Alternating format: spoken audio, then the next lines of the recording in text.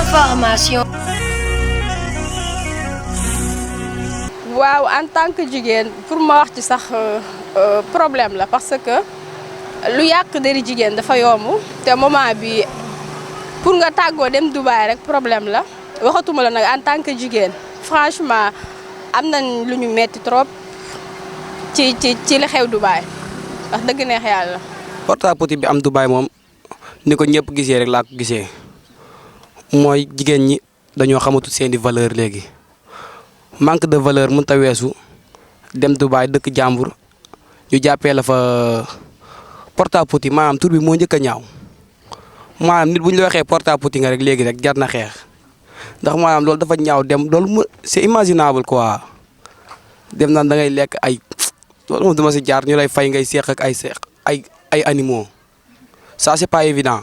il faut les éviter. daray alalu àdduna jaru ko moom ndax man bi ma ko gisee si réseaux sociaux yi sax man pour man ay blague la mais bi ma xoolee par devant laa xam ne lii réalité la ak sénégalais dañu leen di critiquer damaa foog ne jigéen moom am na yenn valeur yoo xamante ne waroo koo seq ak ay ñoo xamante ne c'est n'importe quoi ñoom nee nañ auparavant que ni ay sacrifice lañ ko jëlee di jël ay xaj yooyu ni boole ñuy sëy ak ñoom wala ñuy jël ay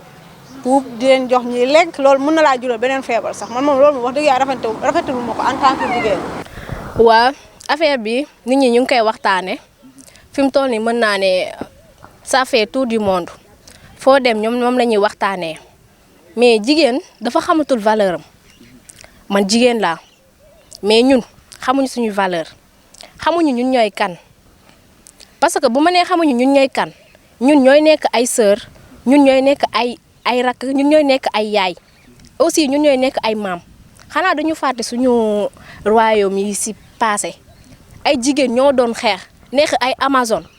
pourquoi pas loolu ñu mën ko tenir ba léegi nii en tout cas daal moom métti na ma trop en tant que jigéen waaw ça m'a fait du mal vraiment. non d'une part dama daan jaru ko d'autre part nag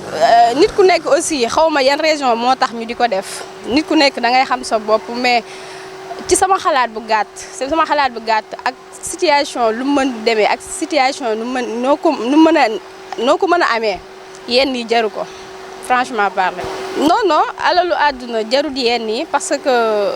sa image rek sàmm sa image jar na lu nekk parce que da ngay xalaat ëllëg da ngay am ay njaboot te image bi du deñ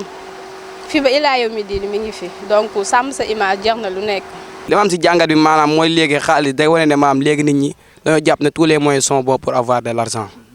te loolu du àdduna xaalis yàgg da nga ko fi bàyyi ndax daam ñoo xam ne xaalis moo leen jaral ñu jaay seen ngor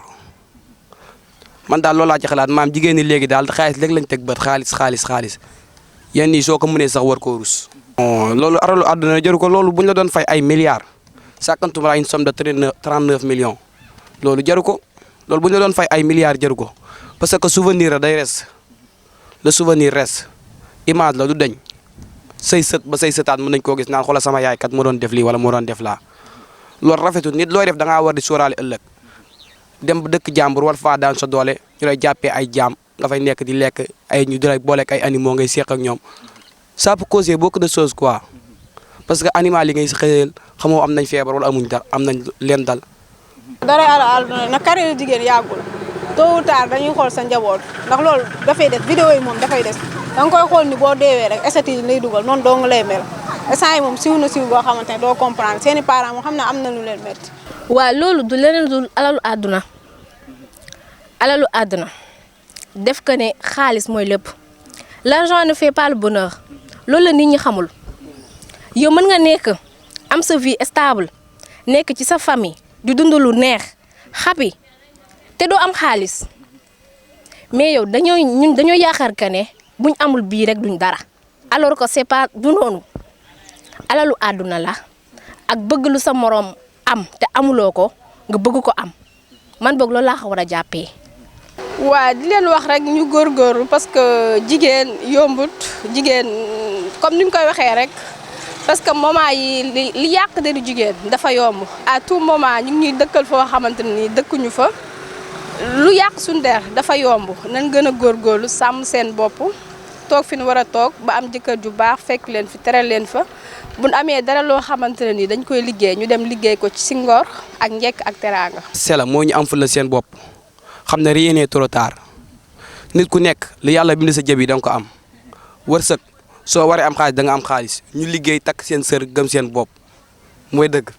waaye bëgg fee nekk gaayen ñu jàppee leen ay dof wala ay mbaam ay porte à petit loolu du àdduna tout se terminera demain. xanaa di laa si xale jigéen ñu xam seen bopp xam fi ñu jógee xam fi ñu bokk ne xam ne xaalis jarul dara carrière jigéen yàggul dafa gàtt 1 2 3 ñu maye la nga sëy 1 2 3 ñu ne carrément dee na fii laa ko xamee woon nii la mel rek loolu yëpp daal ñu bàyyi si xel. ñu xam seen bopp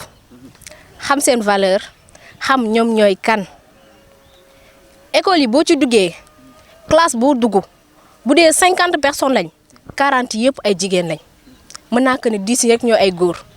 te boo nee ñan ñoo fay dominer booy tàllalee jigéen moo yëkkati loxoom kon boog ñun kenn du ñun ci société bi ñoo ko mën a baaxal mais aussi ñoo ko mën a bonal li ma leen di lancer comme ay jigéen laa comme ñoom ñu xam seen bopp xam seen valeur xam ne ñooñu di ñu ko defloo ñoom seeni jigéen duñ leen ko defloo de parce que dañu xam ñoom ñooy kan xaalis jaralul leen ko fi lañ ko fekk fi lañ koy baax suñu maam fi lañ ko fekk fi lañ ko baax ñun aussi de même la ñuy def xam leen seen bopp xam yeenay kan xaalis du dara valeur mooy lépp voilà merci beaucoup. Information.